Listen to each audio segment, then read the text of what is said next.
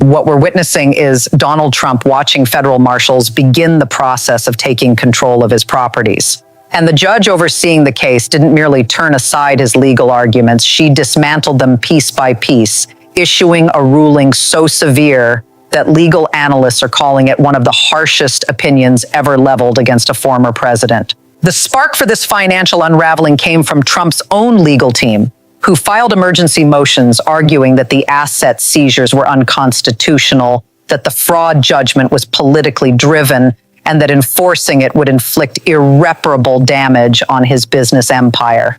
The judge's reply was blistering. She labeled the arguments frivolous, devoid of legal merit, and an affront to the court's integrity. This goes far beyond a wealthy developer losing a few holdings. What's unfolding is the methodical stripping away of the Trump organization's most prized assets, properties that have shaped the Manhattan skyline and Trump's public persona for decades, now being inventoried, valued, and lined up for seizure to satisfy an enormous civil fraud judgment. Because once federal authorities are placing padlocks on Trump Tower and moving trucks are pulling up outside 40 Wall Street, the idea of legal accountability stops being abstract and becomes unmistakably real. It's staggering to realize that an empire built over half a century, long held up as evidence of unparalleled business brilliance, now risks collapsing because it was propped up by persistent exaggerations about what it was actually worth. Here's the background you need to understand how this escalated so quickly. The roots of this crisis trace back to New York Attorney General Letitia James and her sweeping civil fraud case against Donald Trump, his adult sons, and the Trump Organization itself. After years of investigation, James alleged that Trump routinely inflated property values when applying for loans and insurance, while sharply lowering those same valuations when tax bills came due. These weren't small bookkeeping errors. Investigators found that Trump claimed his penthouse apartment was nearly 3 times its real size, valued Mar-a-Lago at more than $500 million despite evidence it was worth far less, and manipulated appraisals across his portfolio with remarkable consistency. The case went to trial in late 2023, and Judge Arthur Engoron concluded that Trump had engaged in persistent, long-running fraud spanning decades. In February 2024, the court issued a judgment exceeding $450 million with interest and ordered the disgorgement of profits obtained through fraudulent practices. Trump appealed immediately. But this is where theory collided with reality. Under New York law, appealing a judgment doesn't stop enforcement unless the defendant posts a bond covering the full amount plus interest. In practical terms, that meant Trump needed close to $500 million in cash or highly reliable collateral to freeze the collection process. Reporting from Politico in March 2024 revealed that Trump's legal team contacted more than 30 surety companies and failed to secure a bond. The reason was straightforward. Trump's own fraud conviction had undermined the credibility of his property valuations, and no reputable financial institution was willing to accept that risk. And it's important to be clear about what this means. Asset seizures are extraordinarily rare for former presidents. They don't happen to billionaires who genuinely have the liquidity they claim. They happen when courts issue massive judgments, legal avenues are exhausted, and the debtor either cannot or does not pay. Reaching this stage says far more about Trump's real financial position than decades of branding ever did. This is where events took a dramatic turn. Multiple outlets, including CBS News and CNN legal analysts, report that the asset seizure process moved forward this week as New York State attorneys, working alongside federal marshals and court-appointed receivers, arrived at Trump properties with court orders in hand. At 40 Wall Street, the historic Manhattan skyscraper, Trump has long promoted as a cornerstone of his empire. Officials were observed entering the building to inventory assets and establish control procedures. At Seven Springs, Trump's sprawling estate in Westchester County, court-approved appraisers were granted access to conduct formal valuations. And even Trump Tower, the gold-clad Fifth Avenue landmark, synonymous with Trump's brand since the 1980s, saw legal officials begin assessing how the property could be transferred or liquidated to satisfy the judgment. Trump's lawyers threw everything they had at the wall to stop it. They rushed in emergency filings, arguing that taking control of the properties would cause irreparable damage, not just to Trump, but to tenants, businesses, and employees operating inside the buildings. They insisted the entire case was politically driven, claiming Letitia James campaigned on going after Trump and was now carrying out a personal vendetta. They also argued that enforcing the judgment before the appeals process concluded violated Trump's due process rights. NBC News reported that Trump's legal team warned of impending chaos, asserting that forced sales would depress property values, harm innocent third parties, and amount to an unconstitutional seizure by the state. The court was unmoved. In a written decision issued this week, one legal observers have described as devastating, Judge Engoron methodically addressed every argument and dismantled them one by one. CNN legal analyst Jeffrey Toobin, after reviewing the ruling, noted that the language was strikingly blunt by judicial standards. The judge emphasized that Trump was found liable for fraud after a full trial in which he was given ample opportunity to present evidence and defend himself. She made clear the judgment was no ambush. It was the foreseeable result of conduct the court had already determined to be persistent, egregious, and deliberate. On the claim of irreparable harm, the judge was especially direct. Any harm, she wrote, was entirely self-inflicted. If Trump wanted to avoid asset seizure, he could have refrained from committing fraud or posted the legally required bond to pause enforcement. His failure to secure a bond was not the court's responsibility. Then the ruling turned sharper. Addressing the political persecution argument head-on, the judge rejected the notion that New York's Attorney General, courts, and judicial system were engaged in a coordinated conspiracy against Trump. She wrote that the claim was not only unsupported by evidence, but deeply offensive to the integrity of the justice system. She underscored that Trump had received full procedural protections, that the evidence of fraud was overwhelming, and that reframing a legal defeat as political persecution was precisely the kind of bad faith argument the court had come to expect from Trump's legal team. According to MSNBC's legal correspondent, the judge essentially accused Trump of trying to weaponize the appeals process, using procedural motions not to seek justice, but to delay accountability indefinitely. This isn't the first time Trump has responded to serious legal jeopardy with the same familiar playbook. Over and over, the pattern repeats. Fight every step, cry persecution, question the legitimacy of the courts, and refuse to accept their authority. Look at how he handled the classified documents case. For months, Trump insisted the documents belonged to him, claimed he had magically declassified them, and argued the National Archives had no right to recover them. He resisted subpoenas, ignored court demands, and left the FBI with no choice but to execute a search warrant.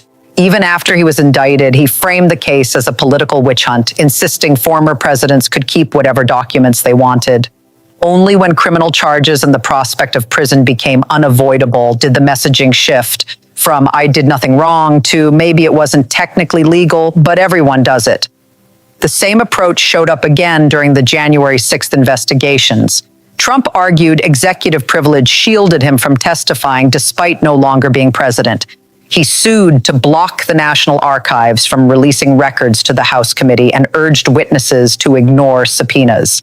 When criminal charges followed, he pivoted to claiming absolute presidential immunity, asserting that anything done while in office was beyond legal scrutiny, regardless of legality. The strategy never changed: delay the process, appeal every ruling, declare the system corrupt, and hope time or politics intervenes before accountability arrives. And then there were the E. Jean Carroll defamation cases.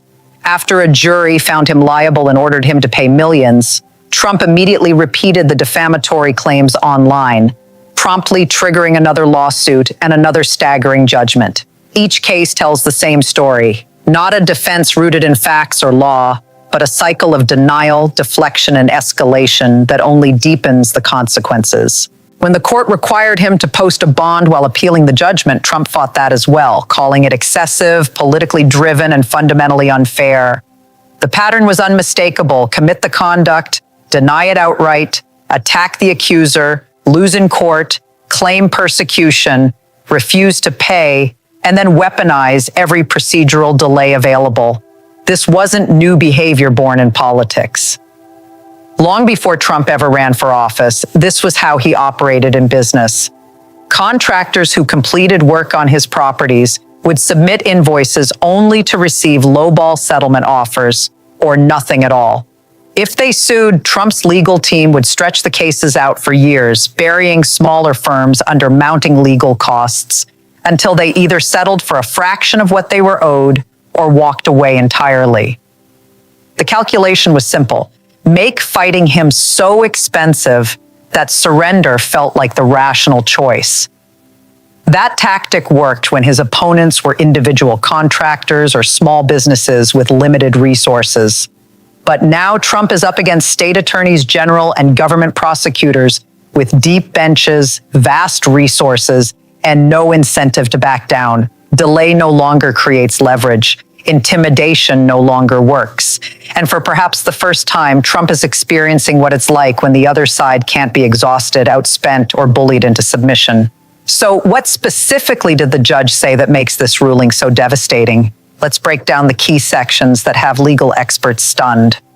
Reporters who examined the full opinion say the judge dismantled Trump's claims in three major sections. The first focused on the irreparable harm argument. Trump's lawyers argued that forcing asset sales before his appeal was resolved would cause damage that couldn't be undone if he ultimately won. The judge explained that New York's bond requirement exists precisely to balance these concerns. If Trump truly believed his appeal had merit, he could have protected his assets by posting bond. His failure to do so wasn't evidence that the rule was unfair. It was proof that financial institutions, which assess risk for a living, didn't believe his assets were worth his claimed valuations or that his appeal was likely to succeed. Here's the irony the judge highlighted. Trump was found liable for fraud because he consistently inflated his asset values to banks and insurers. Now, he argued, those same assets were so valuable that posting them as a bond would cause irreparable harm.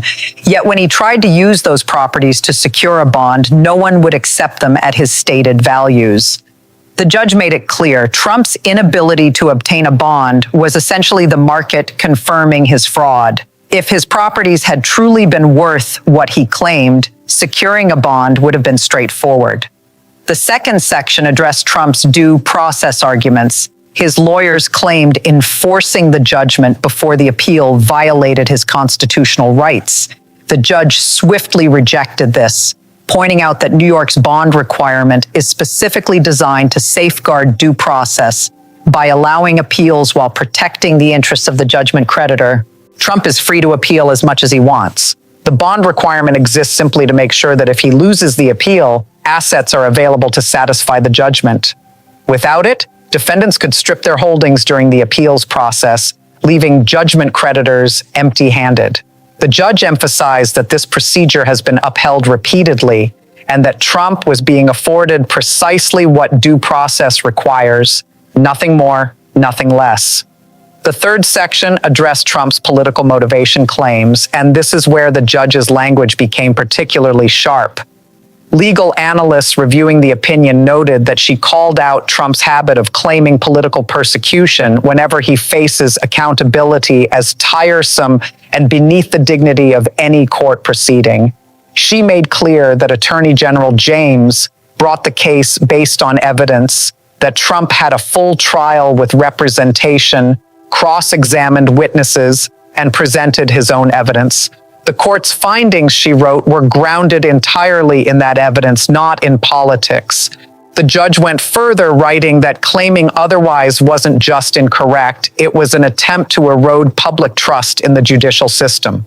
Courts, she stressed, have both the authority and responsibility to reject such arguments decisively. This leaves Trump's legal team in an extraordinarily difficult position. On one side, they need to continue the appeal of the underlying fraud judgment, but that appeal is now proceeding while Trump's assets are being seized to satisfy that judgment. Every day that passes without a successful bond or stay is another day where properties are being evaluated, liens are being filed, and the infrastructure for potential sales is being established. On the other hand, Trump could try to find a way to secure the bond, but that would mean either convincing a financial institution to accept his assets as collateral, which the market has already rejected, or producing nearly $500 million in liquid funds, a sum he clearly doesn't have despite decades of claiming billionaire status. The problem is that every legal avenue has already been attempted and rejected. His team has gone to appellate courts for emergency relief, denied, filed for stays, denied, argued constitutional violations. The courts aren't buying it. At some point, the arguments run out, leaving a simple reality. A court found you liable, you owe a massive sum, and if you can't or won't pay, your assets are seized. That isn't persecution. That's exactly how civil judgments are enforced. Legal analysts are noting that this ruling marks a watershed moment in Trump's legal troubles. Andrew Weissman, former FBI general counsel and a veteran of high-profile prosecutions, told MSNBC, "This is the moment when Trump's entire persona as a brilliant businessman and billionaire collides with legal reality. For decades, Trump has portrayed himself as a multi-billionaire, leveraging that image to secure loans, deals, and political credibility. Now, a court has found much of that was fraudulent, and the fact that he cannot secure a bond is the market confirming the court's judgment. This isn't just a legal setback, it's a confrontation with the core of Trump's identity." Ellie Honig, former federal prosecutor and CNN legal analyst, noted that the ruling is striking not just for its conclusions, but for its tone. Judges usually go out of their way to appear neutral, giving defendants every benefit of the doubt, especially when those defendants are politically prominent. For a judge to write language this pointed, calling a defendant's arguments bad faith and insulting to the court, signals rare frustration and disapproval. It suggests the court sees Trump not as a good faith litigant, but as someone treating the legal system as just another arena for manipulation and delay. A law professor who has often defended Trump's legal positions and even testified for Republicans during Trump's first impeachment acknowledged that this ruling was legally sound. Speaking to Fox News, he said that while he could understand Trump's political arguments about alleged bias, the legal claims his team raised regarding bond requirements and asset seizures simply didn't hold up. He noted that New York's procedures are long established, repeatedly upheld, and applied equally to all defendants, regardless of political standing.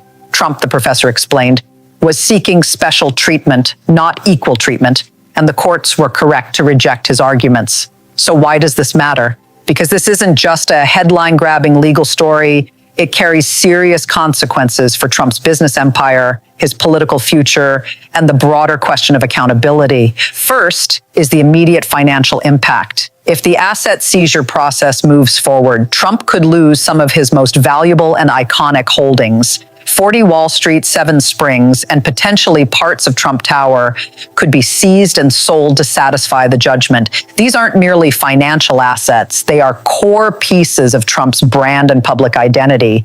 Losing them doesn't just hit the wallet. It dismantles the image he has spent 50 years cultivating. Beyond the immediate properties, there's the cascade effect on Trump's other business interests. According to financial analysts who spoke to Bloomberg, many of Trump's properties operate on significant debt. If his marquee properties start being seized, lenders on other properties may trigger default provisions and accelerate debt repayment. Trump could face a cascade of financial crises across his entire portfolio. What starts as losing a few buildings to satisfy one judgment could spiral into a complete collapse of the Trump organization as various lenders and creditors move to protect their interests. Now let's look at what this could mean for Trump politically. His entire political brand is built around being a successful businessman, a deal maker who knows how to create wealth. Seeing his properties seized to satisfy a fraud judgment directly undercuts that narrative. There's a big difference between claiming the legal system is rigged and actually having your assets taken because financial institutions refuse to accept your inflated valuations. That's not political persecution. It's the market calling out fraud. Republican primary rivals and Democratic campaigns will certainly seize on this. Images of federal marshals entering Trump Tower with court orders to seize assets are politically powerful and damaging. They reinforce criticisms that Trump's business acumen was more style than substance. Voters who supported him because they believed he was a savvy billionaire may start questioning that belief when they see his empire dismantled under court supervision. Looking ahead to the general election, this creates a concrete, hard-to-spin visual. Trump's usual strategy, claiming persecution, rallying his base, and fundraising off legal woes, faces a challenge when assets are actually being seized. His core supporters may remain loyal, but persuadable voters in swing states may see these seizures as evidence that the smoke around his wealth might reflect a real fire. The institutional implications are equally striking. This case establishes that even former presidents with massive platforms and political influence are subject to the same legal rules as everyone else. Commit fraud, lose in court, fail to post a bond, your assets get seized. Political prominence or claims of persecution do not create exceptions. That principle reinforces the rule of law. Legal scholars speaking to the New York Times suggest this case could become a landmark example of how courts handle powerful defendants who try to weaponize procedure or politics to avoid accountability. The judge's pointed rejection of Trump's bad faith arguments may set a precedent, encouraging other judges to confront abusive litigation tactics directly, strengthening the system's ability to treat courts as venues for law, not political theater. This situation is creating absolute chaos within mega circles, exposing deep divisions over how to respond. Multiple news outlets have noted that Trump's supporters are splitting into sharply opposed camps, and tensions between them are escalating. One faction, led by figures like Steve Bannon and some of the more confrontational mega influencers, is framing this as a deep state attack. They argue that Trump should refuse to cooperate, daring authorities to remove him from his properties, and treat the moment as a call for maximum confrontation.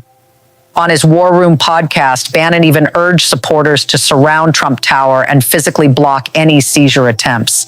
At the same time, another wing of MAGA is quietly confronting the reality of Trump's legal troubles.